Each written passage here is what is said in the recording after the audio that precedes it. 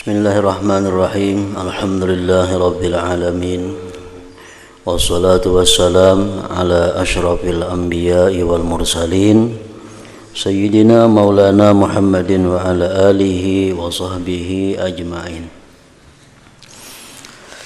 Qala al-musannif rahimahullah wa nafa'ana bi ulumihi fid dharain amin.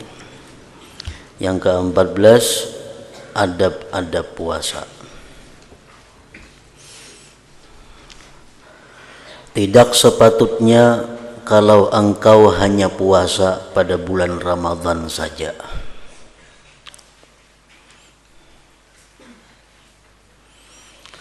Tidak sepatutnya kalau engkau hanya puasa pada bulan Ramadan saja, maka bermakna engkau telah meninggalkan merebut keuntungan dengan puasa sunat. Karena fungsi puasa sunat itu antara lain adalah menutupi atau menapali kekurangan-kekurangan yang ada pada puasa fardu. Nah, kalau ada puasa sunatnya, andai kata kurang puasa fardu kita, maka kada ada lagi yang menapalinya atau menutupinya. Dan engkau tidak mengambil peluang untuk merebut derajat yang tinggi di dalam surga Firdaus. Nanti engkau akan menyesal apabila engkau melihat pahala orang yang banyak puasa sunat, seperti halnya engkau melihat kepada bintang-bintang yang berkelip-kelip. Mereka jauh lebih tinggi daripada engkau, karena mereka berada pada derajat yang tinggi sekali.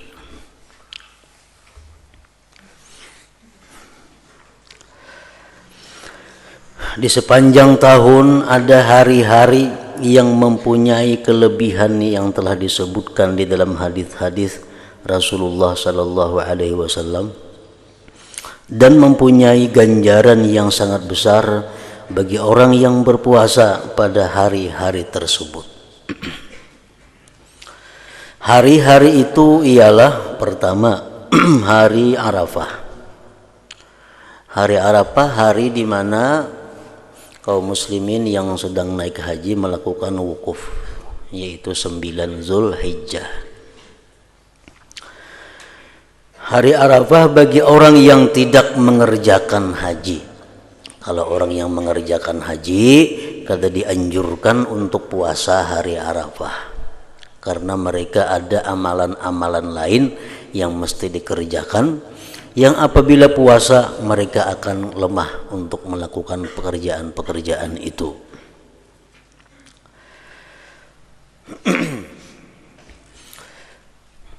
Nah, kenapa dianjurkan kita puasa hari Arafah itu? Bahkan diberi ganjaran yang besar bagi orang yang puasa pada hari Arafah, karena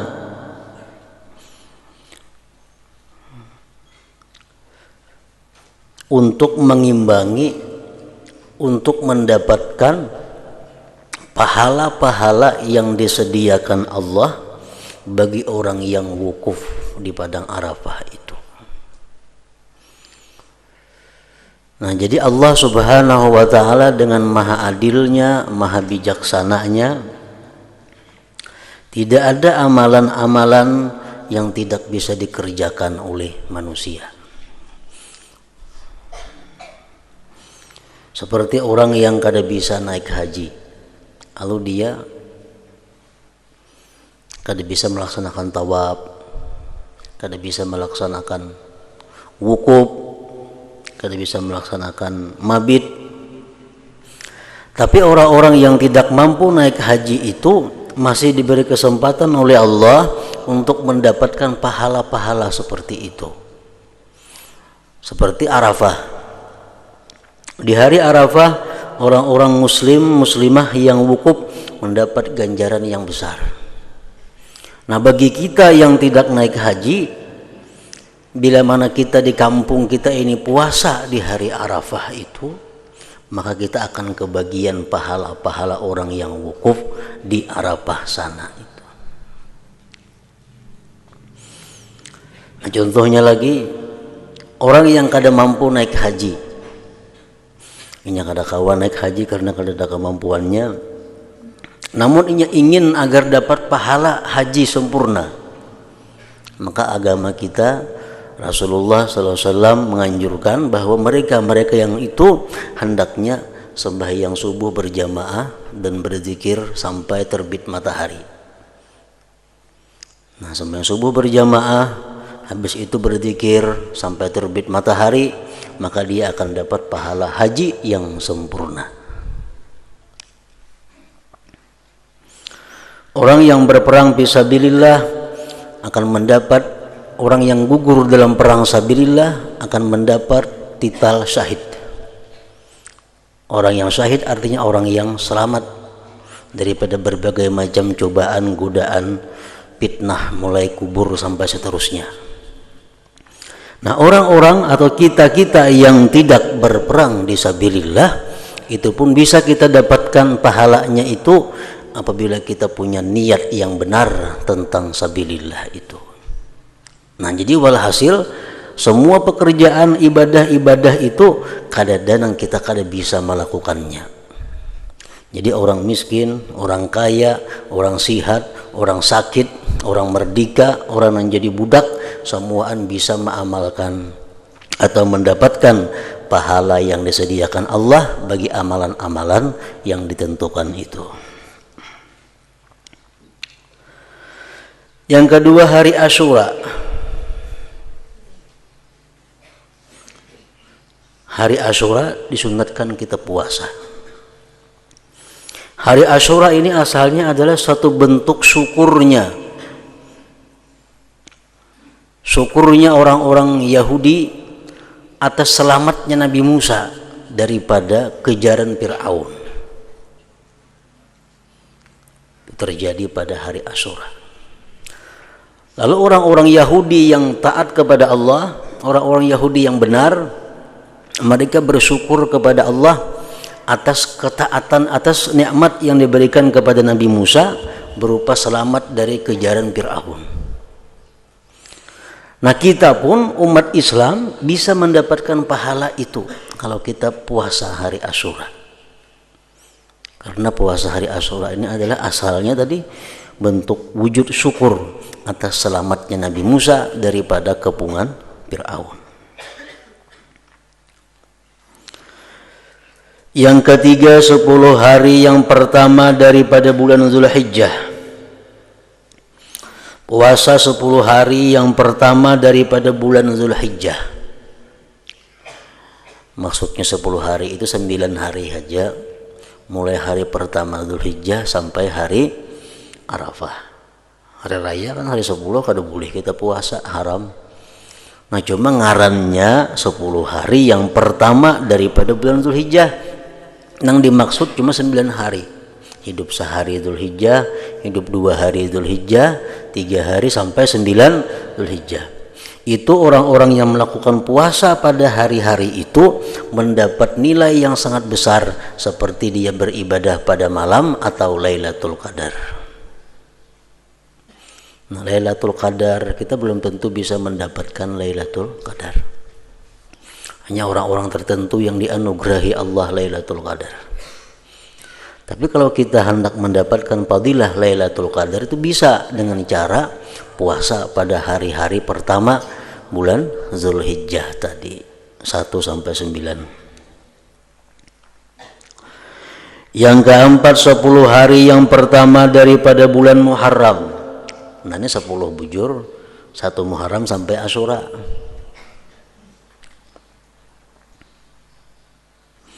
Yang kelima, bulan Rajab. Yang keenam, bulan Sya'ban. Yang ketujuh, bulan-bulan haram. Yaitu ada 4, 3 bulan berturut-turut, yaitu bulan Dzulqa'dah, Dzulhijjah, dan Muharram, dan 1 bulan yang tunggal, yaitu bulan Rajab. Nah, itu 7 macam itu adalah hari-hari mulia yang telah dijelaskan pada minggu dahulu, bahwa orang-orang yang dicintai Allah Subhanahu wa taala akan dimudahkan Allah untuk beribadah, untuk menggunakan waktu sebaik-baiknya pada hari-hari yang mulia itu. Sedangkan tanda orang yang dimurkai Allah bahwa dia melakukan maksiat-maksiat pada hari-hari yang dimuliakan oleh Allah Subhanahu wa taala. Jam bulan Ramadan itu bulan suci, bulan yang penuh berkah, segala amal ibadah dilipat gandakan pahalanya. Nah, orang-orang yang dicintai Allah, dia selama Ramadan dipermudah oleh Allah melakukan kebaikan-kebaikan. Tapi kalau orang itu dimurkai oleh Allah, maka dia pada bulan Ramadan akan melakukan berbagai macam kemaksiatan.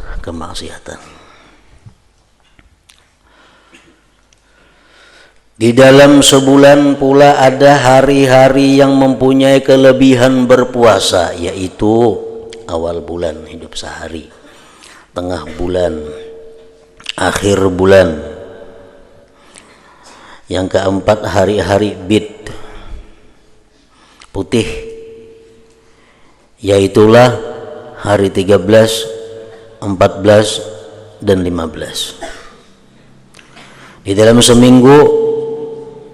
seminggu pula ada hari-hari yang mempunyai kelebihan berpuasa, yaitu hari Senin, Khamis, dan Jumat. Maka puasa pada hari Senin, Khamis, dan Jumat adalah mengkifaratkan, menghapuskan dosa seminggu. Dan puasa pada permulaan bulan, pertengahan bulan, akhir bulan, dan hari-hari putih adalah menghapuskan dosa sebulan. Dan dosa setahun pula dihapuskan dengan puasa pada hari-hari yang telah kita sebutkan di dalam pusingan tahunan. Puasa Arafah menghapuskan dosa setahun, puasa Asyura menghapuskan dosa setahunan. Dan janganlah engkau menganggap bahwa puasa itu hanya meninggalkan makan, minum, dan jima saja. Tetapi puasa adalah lebih luas daripada itu. Ada puasa yang hanya sekedar menggugurkan kewajiban, kadang mendatangkan pahala. Ada puasa yang menggugurkan kewajiban dan mendatangkan ganjaran pahala surga dari Allah.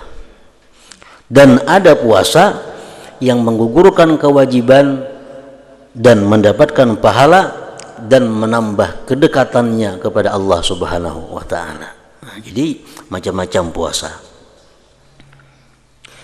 Puasa yang hanya sebatas untuk menggugurkan kewajiban.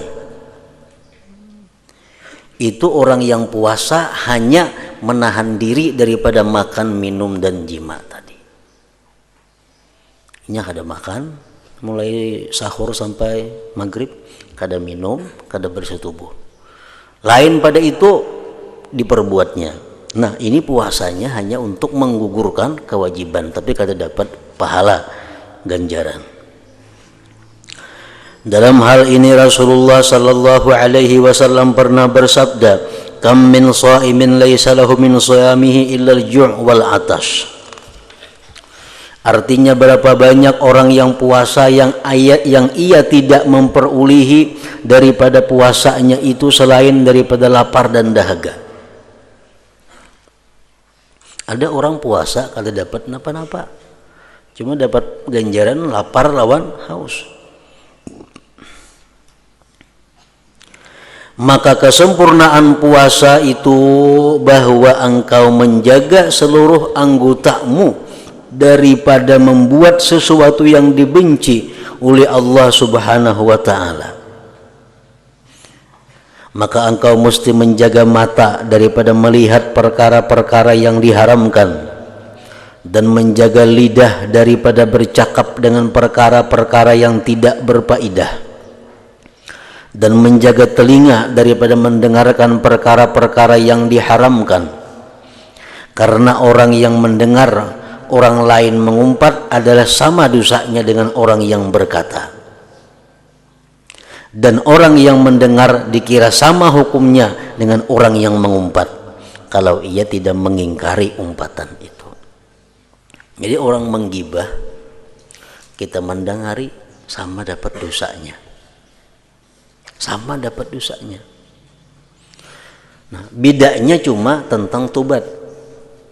Kalau orang yang menggibah itu cuma tobatnya orang yang menggibah itu tobatnya mesti 4. Pertama, menyesal.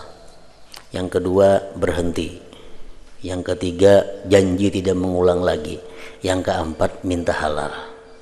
Nah, itu kalau orang yang menggibah. Kalau orang yang mendengar cukup 3. Menyesal, berhenti, janji kada mau ulang lagi, kada disuruh minta halal kepada yang digibah itu. Nah, itu untuk orang yang mendengar. Kalau dosa sama, cuma tobatnya lebih inting daripada orang yang langsung menggibah itu.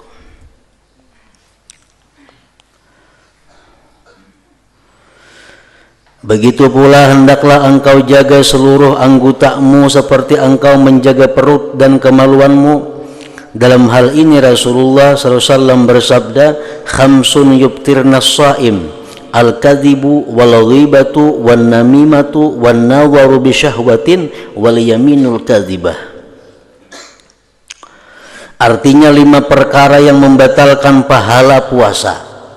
Ini menurut Imam Syafi'i. Ada menurut mazhab lain bukan hanya batal pahalanya, batal lawan puasa-puasanya,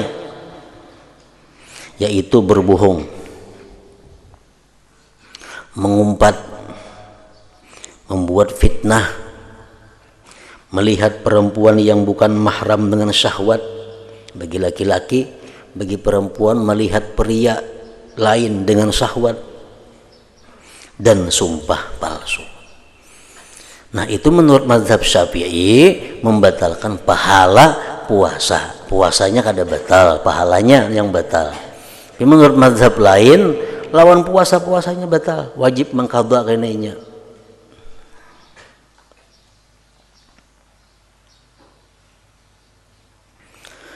Dan sabda Rasulullah sallallahu alaihi wasallam lagi, innamas saumu junnah fa idza kana ahadukum sha'iman fala yarfuth wala yafsuq wala yajhal fa in imru'un qatalahu aw syatamahu falyaqul inni sha'im.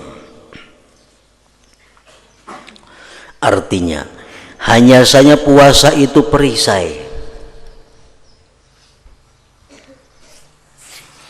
Maka apabila seorang kamu berpuasa, maka jangan ia bercakap yang tidak baik, seperti bercakap perkara yang lucah, yang cerubu.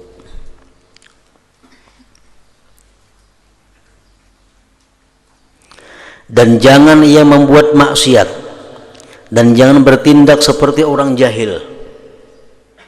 Yang kelakuan kayak kelakuan orang jahil.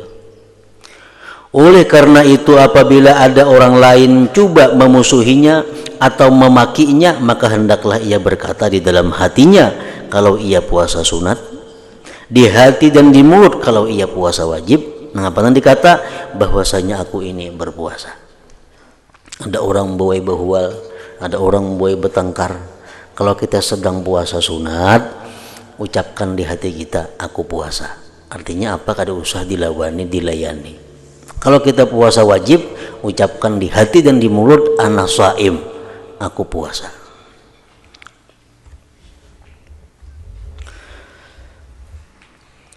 Nah, ketika berbuka puasa, hendaklah engkau berusaha supaya semua makanan yang engkau makan itu halal.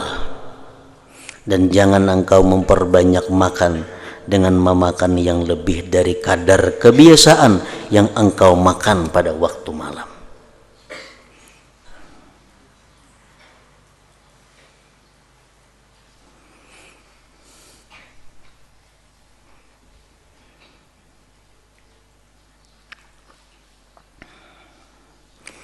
apabila engkau menghimpunkan makanan siang kepada makanan malam untuk engkau makan sekaligus ketika berbuka puasa, maka itu hanyalah memindahkan waktu makan saja, maka tidak ada makna bagi puasamu.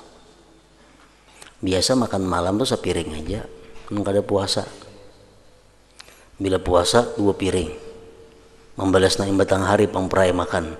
Nah, itu ngarannya kada puasa, memindahkan waktu makan banajan itu makan tengah hari pindah ke malam.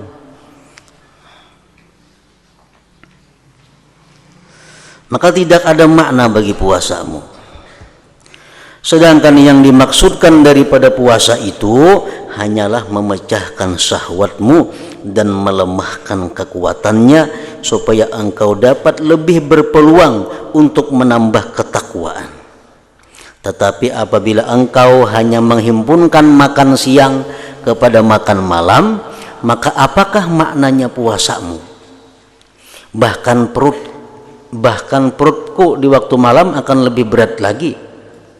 Sedangkan tidak ada sembarang bekas tempat yang lebih dimurkai di sisi Allah yang lebih daripada perut yang dipenuhkan dengan makanan yang halal. Perutnya mun hibak lawan makanan yang halal itu sudah kada katuju Allah.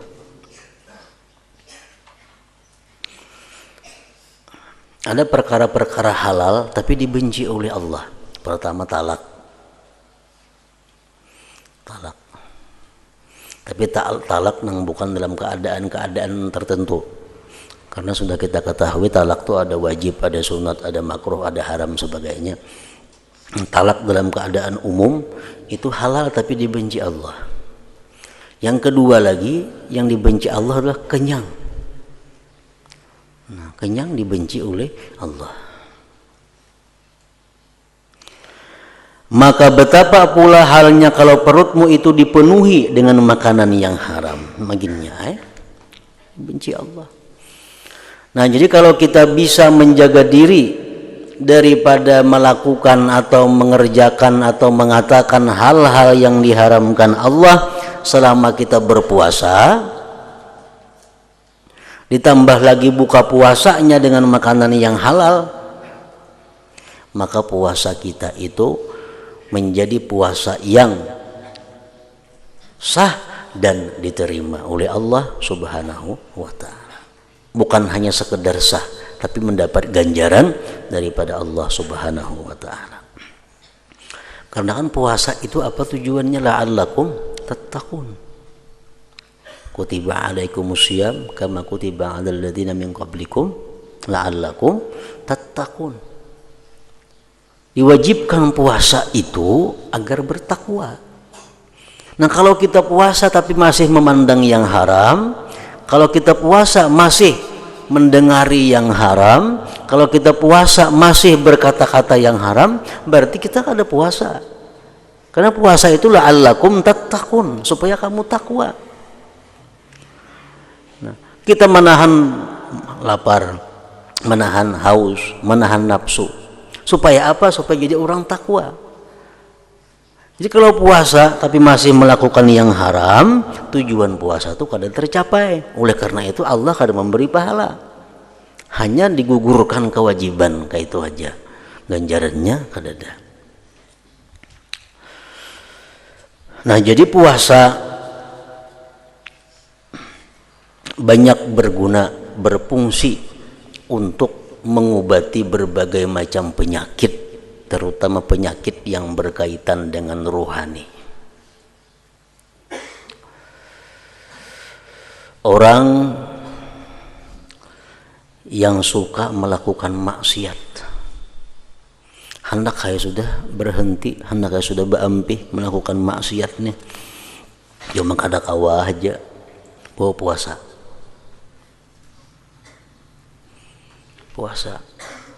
Puasanya kayak apa?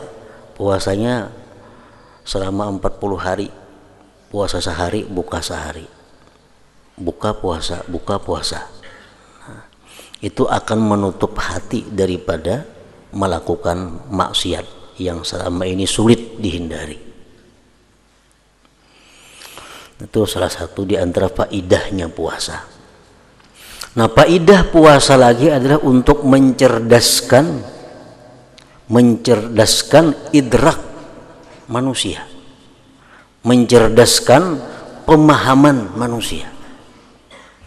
Orang nang lambat paham, lambat menarik apa nang disampaikan. Kayak apa supaya lakas mengerti, supaya lakas paham puasa.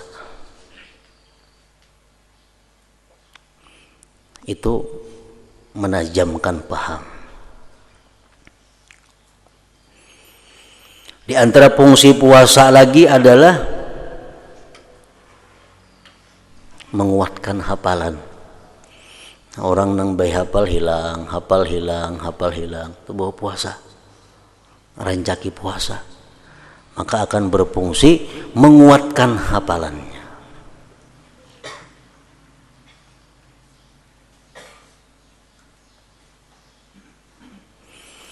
Nah, dan lagi fungsi puasa itu ada lagi bahaul wajhi, bahak wajah.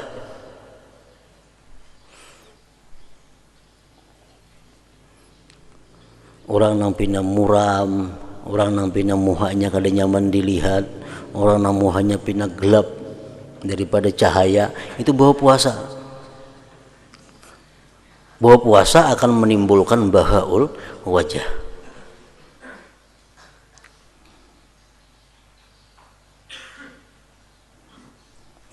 Nah, banyak lagi faidah-faidah puasa itu selain daripada yang disebutkan tadi.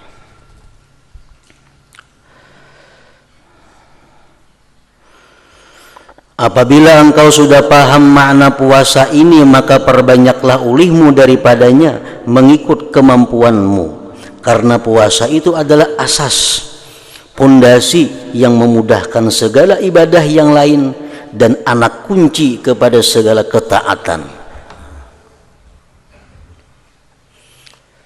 Orang yang mempunyai keinginan, orang yang mempunyai syahwat yang tinggi,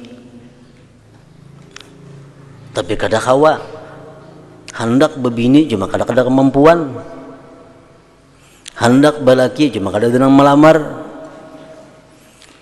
bawa puasa.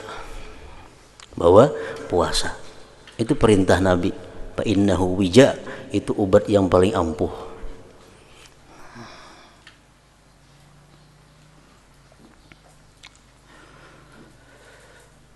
Jadi puasa merupakan pondasi ibadah dan anak kunci kepada segala ketaatan. Oleh karena itu Rasulullah SAW bersabda, qala Allah Ta'ala, kullu hasanatin bi asyri amthaliha ila 700 dha'fin illa shaum fa innahu li wa ana ajzi bihi. Artinya Allah berfirman di dalam hadis qudsi bahwa setiap kebaikan itu akan digandakan 10 kali. Ini daripada rahmat Allah, kasih sayang Allah kepada manusia. Itu pun masih banyak penghuni neraka. Padahal kalau kita berbuat kebaikan 10 gandanya, berbuat dosa cuma 1, ya tuh masih banyak neraka isinya pada surga. Coba kita bayangkan seandainya 1 maginnya, berbuat dosa 1 dapat ganjaran, berbuat ibadah dapat 1 aja juga kada 10, maginnya ada muat neraka. Nah, ini sudah kebaikan Allah maandak pahala 10, kejahatan cuma 1. Setiap kebaikan itu akan digandakan 10 kali sehingga sampai 700 kali ganda. Tergantung tingkatan ma'rifat seseorang kepada Allah.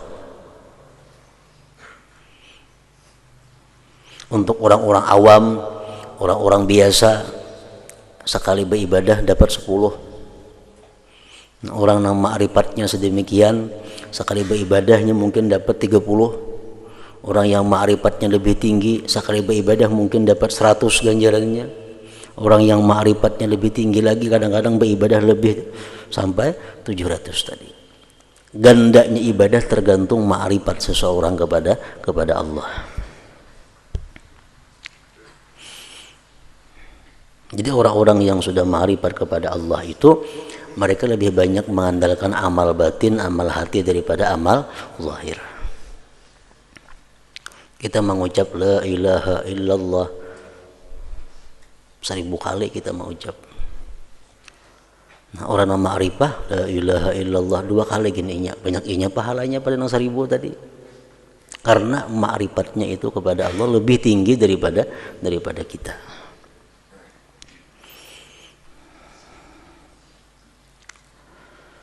Mengikuti keikhlasan dan keindahan amalan tersebut maksudnya adalah mengikuti ma'rifatnya.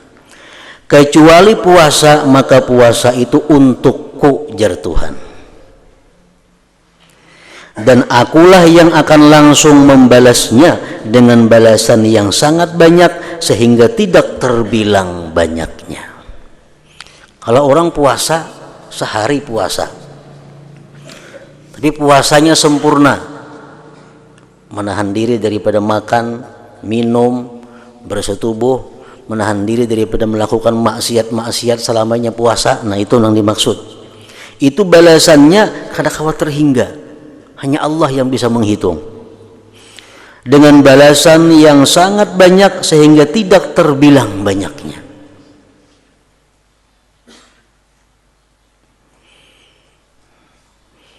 Nah, tadi Allah hadis kudusi mengatakan fa innahu li, itu puasa ya Tuhan ampunku.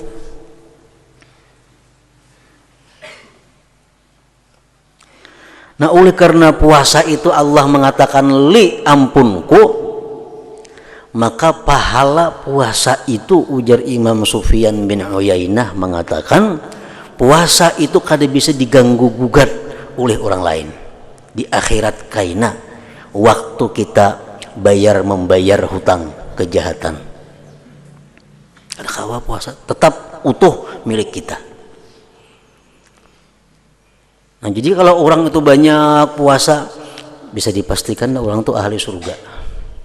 Kenapa? Asal puasanya bujur-bujur aja itu akan abadi. Kada akan berpindah kepada orang yang kita zalim. Misal kita zalim lawan orang dalam dunia, kita menggibah orang dalam dunia, di akhirat kayaknya kita akan bayar dengan amal kebaikan kita. Tapi kalau puasa itu pahalanya kadang-kadang dibayarkan. Kenapa? Karena puasanya ya Tuhan li ampunku sudah. Puasa ampunku. Nah, jadi amal puasa ini akan utuh sepenuhnya diberikan Allah kepada kita.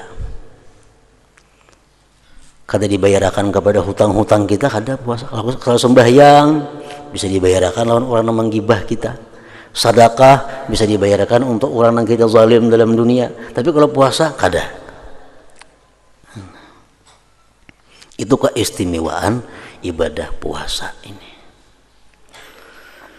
Dan lagi sabda Rasulullah sallallahu alaihi wasallam, walladzi nafsi biyadihi la khalufu famis shaim atyabu 'indallah min rihil misik. Yaqulullah azza wa jalla innama yadharu syahwatahu wa ta'amahu wa syarabahu min ajli fasawmu li wa ana ajzi bihi.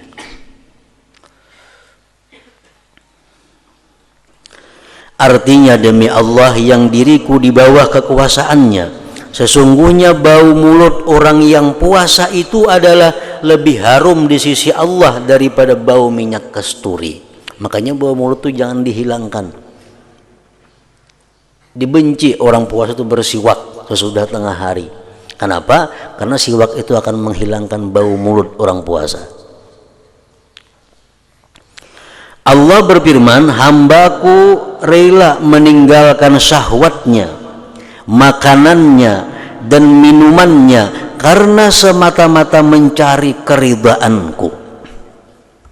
Kita ini puasa, kita puasa. Di rumah saya ikut-ikut kada ada orang. Kita seorangan di rumah. Hari panas, es ada, nasi ada, iwak ada, buah ada. Tapi kita kada hendak makan. Menggetuknya kita kada hendak. Kenapa? Karena kita puasa. Nah jadi puasa itu jar Tuhan bujur-bujur inya meninggalkan makan minum karena aku min ajli. Padahal anda katanya minum, siapa yang melihat, siapa yang tahu, kan yang tahunya. Tapi inya meninggalkan itu semata-mata karena menjalankan perintah Allah. Nah kalau kita sembahyang, kada sembahyang nampak kita ketahuan, kada bersedekah nampak kelihatan. Nah kalau kita kada puasa, siapa yang tahu ada, kan yang tahunya.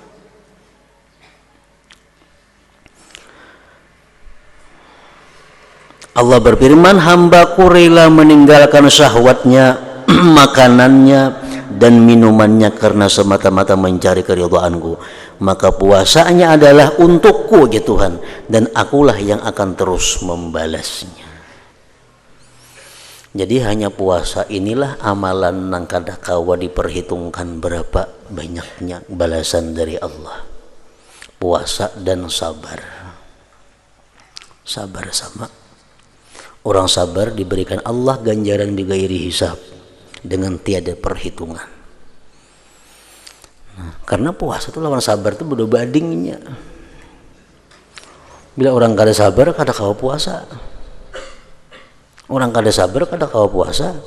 Orang puasa itu orang yang sangat sabar. Nah jadi puasa itu berapa ganjarannya hanya Allah yang bisa menghitung. Daripada saking banyaknya ganjaran itu, sabar pun demikian juga.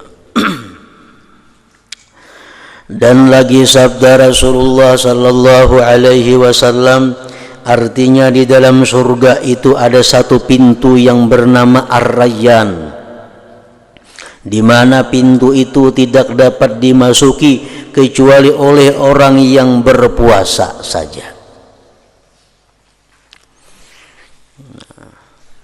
Artinya di surga itu banyak fasilitas-fasilitas, banyak tempat-tempat yang indah.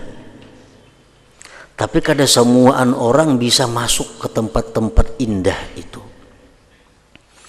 Ada tempat yang masuk ke situ lewat pintu Rayyan. Kada akan bisa masuk ke situ kecuali orang yang banyak puasa di dalam dunia. Walaupunnya banyak sembahyang, walaupunnya banyak zikir, walaupunnya banyak membaca Quran, banyak bersedekah, tapi kalau untuk masuk ke dalam Rayyan itu kada kawa, karena karcisnya itu mesti orang yang banyak puasa di dalam dunia. Tiketnya kada kawa. Lil jannati babun yuqalu lahu Ar-Rayyan la yadkhuluhu illa shaimun. Artinya di dalam surga itu ada satu pintu yang bernama Ar-Rayyan, di mana pintu itu tidak dapat dimasuki kecuali oleh orang yang berpuasa. Nah, maka cukuplah bagimu, hai talib, hai penuntut ilmu, sampai di sini huraian bermacam-macam jenis ketaatan yang merupakan panduan bagi permulaan engkau menjalani akan jalan hidayah. Kenapa sih di sini kada membuat zakat? Karena zakat itu tertentu, kada semuaan zakat hanya wajib lawan orang-orang tertentu, orang yang mampu. Haji pun kada dibuat sidin juga di sini, karena haji itu setahun sekali lawan bagi orang yang kawai itulah ke sana. Sidin hanya membuat di sini ibadah-ibadah yang dilakukan oleh semua orang. Dan apabila engkau berhajat kepada keterangan tentang cara mengeluarkan zakat dan mengerjakan haji, atau engkau berhajat kepada keterangan yang lebih luas lagi berkenaan dengan sembahyang, puasa dan lain-lainnya, maka hendaklah engkau rujuk, hendaklah engkau kembali kepada apa yang telah kami sebutkan di dalam kitab Ihya Ulumuddin. Nah, lebih lengkapnya di situ. Kalau ini kitab Bidayatul Hidayah, jalan pertama mendapatkan petunjuk Allah Subhanahu wa ta'ala. Bidayatul Hidayah, permulaan hidayah. Jadi secara ringkas dulu. Nah, bagian pertama tentang ibadah atau amalan-amalan zahir. Bagian kedua ini adalah cara-cara meninggalkan maksiat.